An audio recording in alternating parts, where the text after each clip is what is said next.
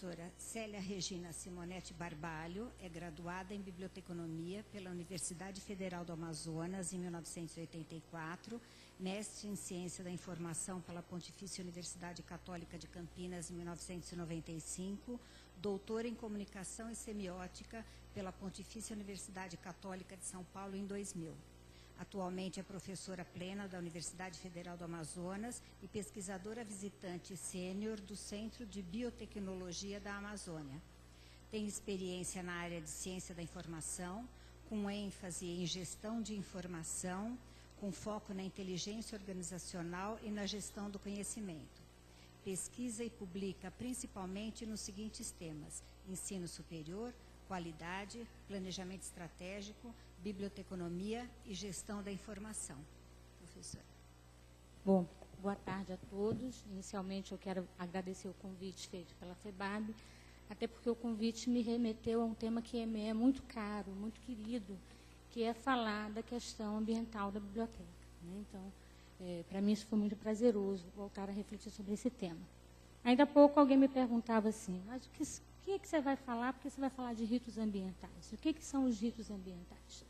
Então, dada a formação na semiótica, eu me dei a olhar a biblioteca a partir do olhar do usuário e entender como ele entendia o ambiente. Então, nós vamos falar, na verdade, de como o processo de comunicação acontece na biblioteca a partir do olhar do usuário, entendendo o seu espaço. É esse que é o assunto da nossa fala.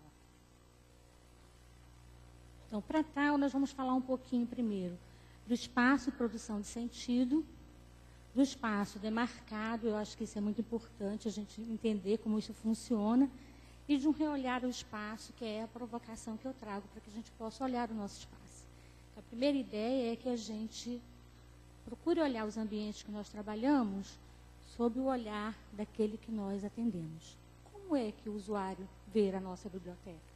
Como é que o usuário vê o ambiente com o qual nós trabalhamos, né? Então, é isso que a gente vai tratar um pouquinho.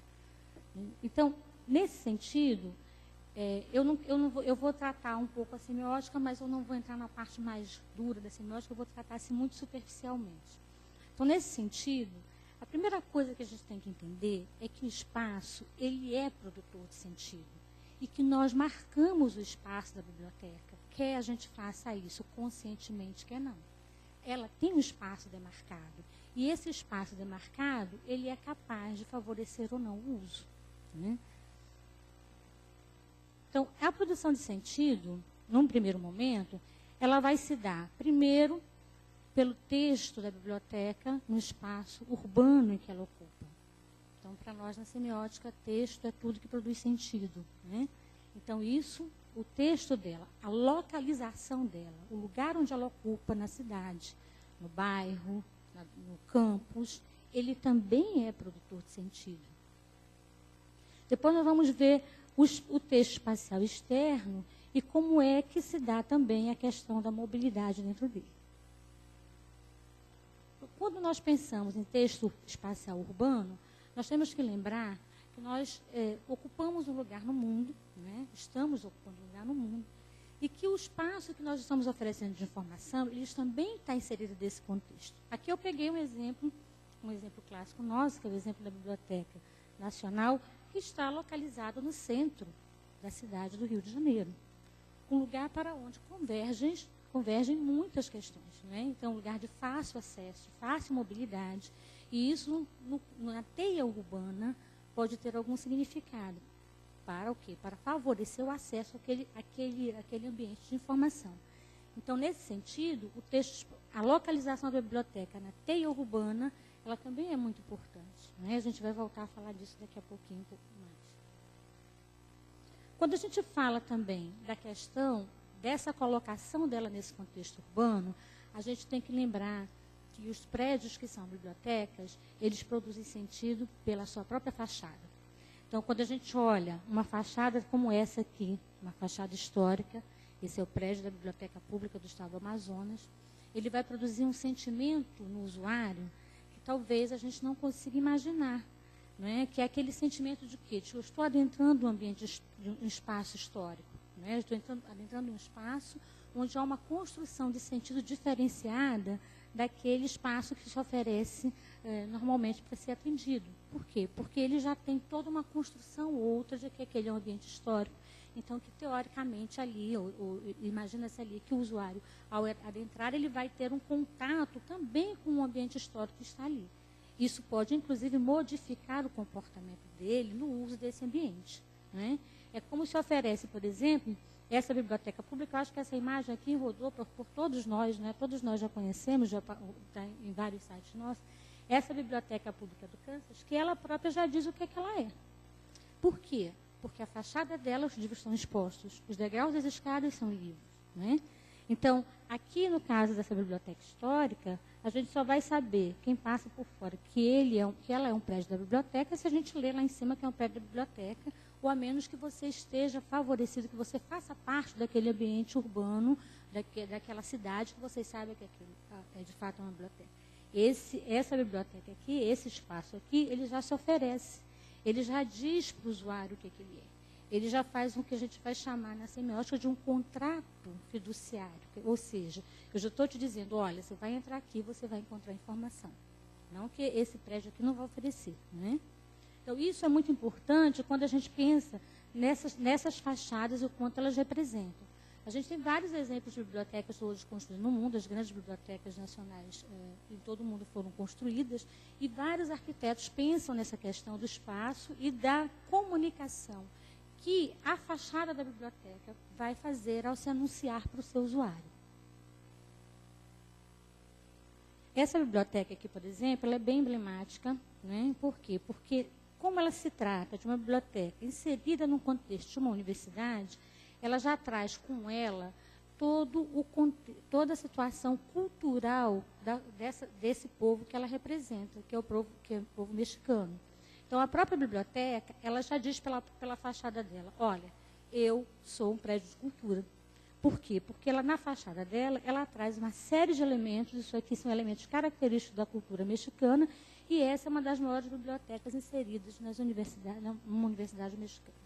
Então, para a gente pensar que nada se constrói ingenuamente, não é? E que isso é capaz de produzir algum sentido para aquele que vê.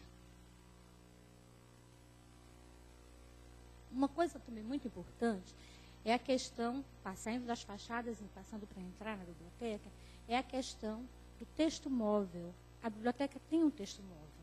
E esse texto móvel a gente constrói como? Quando a gente distribui o espaço da biblioteca. Né? Ali a gente permite que o usuário tenha uma mobilidade para onde ele vai se movimentar. Nós construímos o percurso que ele vai fazer. Né? Porque nós dizemos, vamos dizer assim, aqui nós temos uma barreira para a qual ele não pode passar, ou aqui nós temos uma situação que ele pode passar. Então, esse texto espacial, né, que é resultado do que a gente distribui no espaço, ele vai permitir o movimento do usuário dentro da biblioteca. E isso pode significar alguns movimentos diversos ou algumas formas diferentes de uso da biblioteca.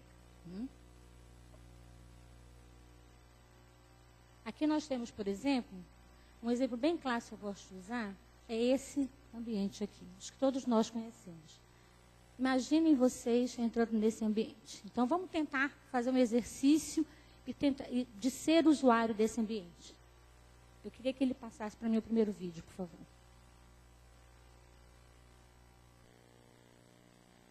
Não, esse é o segundo.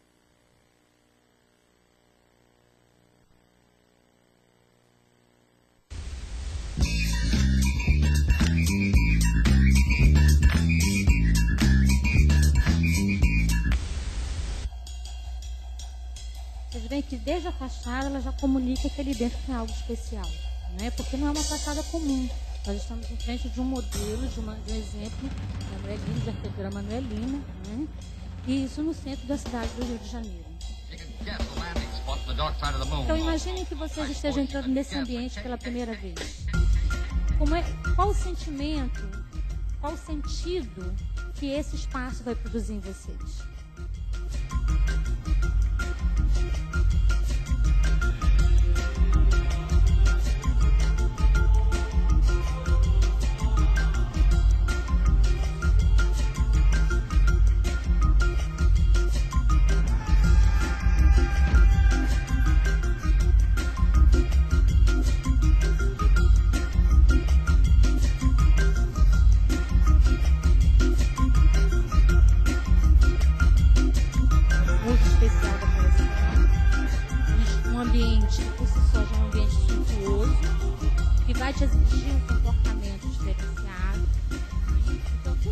exposto nesse espaço, nesse ambiente, para que a gente possa fazer uso. Há marcas deixadas nesse texto que são exatamente ligadas ao aspecto construtivo da própria biblioteca.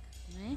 Isso significa que a gente vai ter um comportamento esperado, ou vai ter um comportamento que o usuário vai se desenvolver dentro daquele espaço.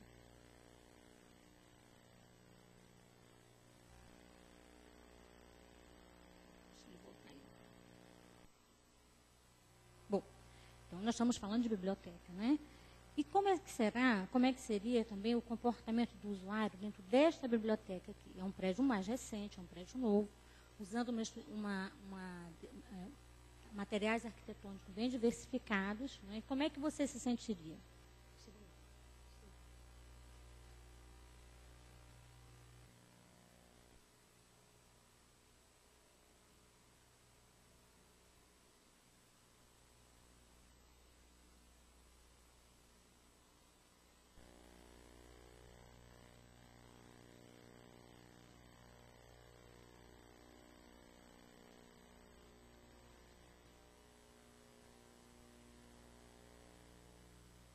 Então, vejo que é um prédio muito moderno, diferente do prédio que a gente estava vendo anteriormente, né?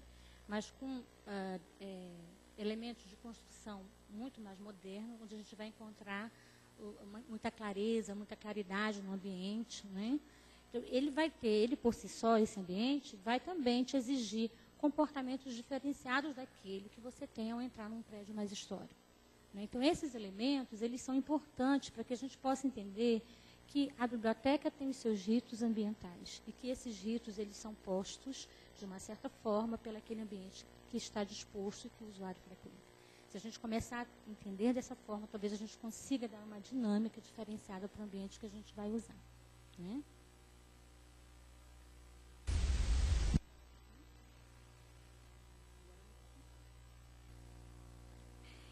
Bom, fora essa questão tanto da fachada como do ambiente, a gente também deixa alguns espaços marcados para uso. Né?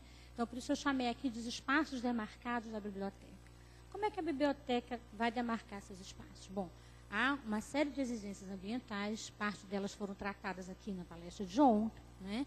Há as exigências próprias do primeiro arquiteto, que é o arquiteto inglês, que vai tratar disso, sobre o assunto do espaço da biblioteca. Né? Então, nós temos algumas exigências que a gente precisa atender, mas tem algumas marcas que a gente vai deixando no texto. E essas marcas, elas são postas para que a gente possa fazer uso desse ambiente. Né? Então, aqui nós temos uma biblioteca também, uma biblioteca antiga, que tem marca que é claro que tem um tapete vermelho, que tu sabe que aqui tu não pode passar. Mas as marcas que nós deixamos na biblioteca, elas não são tão claras, tão óbvias assim. Né? As marcas das bibliotecas mais... Por quê? Porque, na verdade, há uma evolução do próprio edifício da biblioteca. Há uma evolução do processo construtivo. Né? Então, no primeiro momento, a gente tinha uns vãos mais compactos, mais abertos, depois eles foram repartidos até a gente chegar no ambiente atual. Então, a própria evolução do edifício exige que a gente construa sentidos diferentes do uso desse espaço. E aí a gente vai ter de vão amplos a uma área muito aberta, e hoje, principalmente, a uma área de internet, a gente vai ter, uma área de acesso, a gente vai ter códigos diferentes de conduta dentro do espaço e códigos diferentes do espaço que vão nos colocar dentro desse ambiente. Então, nós temos aqui, por exemplo, eu trouxe um exemplo, que agora eu estava até brincando, né? Eu trouxe um exemplo que a Marta usou também há pouco, que é da Biblioteca de São Paulo. Olha como a gente gostou, né? Olha como a gente marca bem os espaços. A gente tem a semiótica tem uma área que chama proxêmica, que estuda as aproximações do espaço. Olha como o nosso espaço é todo demarcado. Aonde eu posso usar, o que eu posso usar, espaços que são mais abertos, espaços que são mais fechados, espaços que são de uso reservados, espaços que são de estudo em grupo, espaços que são de estudos individuais. Aqui, nesse caso, eu gosto muito desse exemplo, porque ele é bem demarcado. Olha, que as salas são bem... Elas são coloridas, o ambiente é bastante alegre, mas o espaço ele é muito demarcado para o uso. Né? Então, está bem claro aqui a mobilidade que o usuário vai ter dentro desse espaço, ou que ele deve ter. Por quê? Porque a gente também, no espaço da biblioteca, a gente constrói ele de uma maneira diferenciada. A gente tem um espaço de acesso informal, um espaço mais informal, que é um espaço onde todo mundo tem acesso, todo mundo entra. Né? Depois a gente tem um espaço mais formal, que ainda é de livre acesso, até chegar a um espaço de pouco acesso, que é o nosso espaço de trabalho, o nosso espaço de ambiente de trabalho, ou então quando nós temos fundos históricos. Então, vejam que há um afunilamento no delineamento do espaço da biblioteca e do uso do espaço. E isso a gente talvez não tenha refletido o suficiente para pensar como é que isso se constrói e como é que isso se constrói diante do nosso usuário, né? Então, nós temos, por exemplo, um marcador de espaço, o balcão da biblioteca. Ele é um mobiliário colocado para dizer, tu pode vir até aqui, daqui para frente, daqui dentro, por trás dele tu não pode ir. Então, ele é algo que vai delinear a amplitude da ação daquele usuário nesse espaço, né? Esse balcão aqui me é bastante querido porque ele foi feito todo com obras recicladas, né, da biblioteca. Eles tiraram e fizeram os livros. Então, ele por si só já também comunica algo para o usuário. Quanto ao aspecto construtivo, a gente também não pode imaginar que a decisão, quando eu vou construir um prédio, por que eu faço, por que eu escolho vidro, por que eu não escolho, por que eu escolho carpete, por que eu não escolho tabique, porque isso tem todo um sentido próprio, né, que a biblioteca constrói. Então, aqui eu trouxe um exemplo para vocês da Biblioteca da Floresta, hoje chamada Ministra Marina Sim, que é no Acre, né? Então, você vê, ela há nela uma associação direta com o próprio nome da biblioteca, chama Biblioteca da Floresta.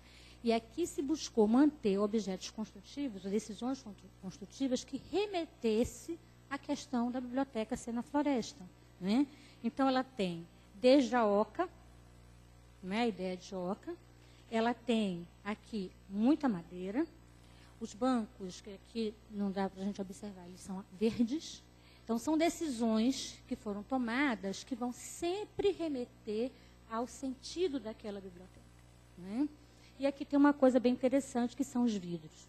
Então, sempre que a gente vai trabalhar com a questão do aspecto construtivo, a gente tem que entender também que nada é escolhido ingenuamente. Há uma mensagem que é passada e que é pensada quando a gente discute essa questão do espaço, né?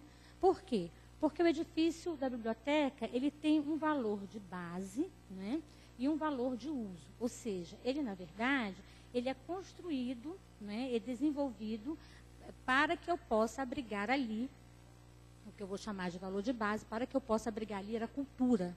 Mas a cultura que vai precisar ser utilizada, que vai precisar ter uso, né?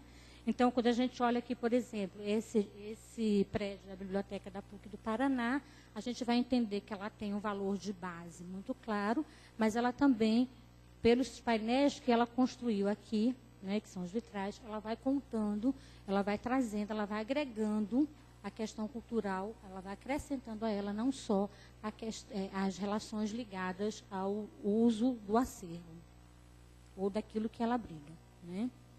Outra coisa importante que eu falei ainda há pouco é a questão da localização na teia urbana. Se central, se na periferia, como é que isso se coloca? Aqui nós temos uma biblioteca no Amapá, a biblioteca está aqui, a cidade é uma cidade muito pequenininha, você tem duas formas de acesso à cidade. E a biblioteca foi instalada perto de uma das formas de acesso, né? Então, é interessante a gente notar que até a escolha do prédio, do lugar onde o prédio vai ficar, também é uma coisa que pode produzir sentido no que diz respeito ao uso, né? E os espaços, eles precisam ser pensados nas suas formas funcionais, de apoio às atividades, de trânsito, de serviço, enfim, do que a biblioteca deve oferecer, né? Nesse sentido, então, nós vamos encontrar pelo menos 4 zonas que a gente pode dizer que a biblioteca possui. Uma zona de acolhimento, é aquela que recebe, é aquela que a gente não tem nenhum controle de barulho, é aquela que as pessoas vão estar entrando, né, em que a gente vai estar acolhendo o usuário. Aqui nós temos um exemplo de uma zona de acolhimento de vão amplo, ou no caso aqui da Biblioteca do Senado Federal, que você de fora pode ver como é que funciona essa zona de acolhimento. Nós vamos ter também uma zona de prestação de serviço, é aquela onde a gente vai efetivamente atender o usuário, fazer todo o trabalho de atendimento dele. Então, ali é uma zona que a gente, em algum momento, a gente tem que ter algum controle de ruído, em alguns momentos não. Nós não vamos conseguir. Nós temos a zona do estoque, e essa tem sido muito marcante para a gente entender a produção de sentido que ela faz. Por quê? porque a gente vai ter modelos diferentes de acesso, né? Então, a gente costuma dizer que o acesso fechado e restrito, ele vai dar um sentido diferenciado do uso da coleção do que o acesso amplo e aberto. Nós podemos ter o acervo colocado de forma vertical, mas sempre disponível para o usuário. Nós podemos ter um acervo disposto de forma paralela, então aquele tanto usa como ele assina, mas ele está no meio do acervo, né, paralelamente. Nós podemos ter um acervo posto de forma circular, né, e aí a gente vai ter vários exemplos disso, mas isso dá a ideia mesmo de continuidade. Mas, de qualquer forma, a disposição do acervo ela vai ser sempre um indicador de entendimento de como usar aquele espaço, né? A outra zona que nós temos é a nossa zona de serviços internos, essa zona que o usuário raramente tem acesso. Bom, o que é importante, então, que a gente veja? Que para reolhar esse espaço, a gente precisa pensar que há um aspecto construtivo, que esse aspecto construtivo marca a forma como esse espaço é utilizado, e que a gente não pode ignorar que essas marcas, elas são indicadoras ou formadoras do uso que ele faz, né? Então, um trabalho de pesquisa que foi feito demonstrou, por exemplo, que na Biblioteca Pública do Estado do Amazonas, nós temos 4 tipos de usuários, né, em função da disponibilidade do seu espaço. Nós temos um usuário que ele é um turista, ele entra e ele está interessado naquele prédio como patrimônio histórico. Ele tem um percurso diferenciado do percurso de um outro usuário, né? Nós temos um usuário, que é que é o estudante, que é quem mais frequenta a biblioteca, que ele tem interesses outros que não aquele do turista, que o percurso que ele vai fazer é diferenciado. E as marcas que foram deixadas nesse ambiente também favoreceram ou não favoreceram o uso daquele ambiente. Então, essas marcas que nós vamos deixando no espaço, elas precisam ser pensadas para que a gente dinamize ou não o uso do espaço da biblioteca. Bom, de uma maneira muito rápida, até porque o meu tempo já está se acabando, era isso que eu queria deixar para vocês. Eu estou aberta, então, para outras questões. Muito obrigada.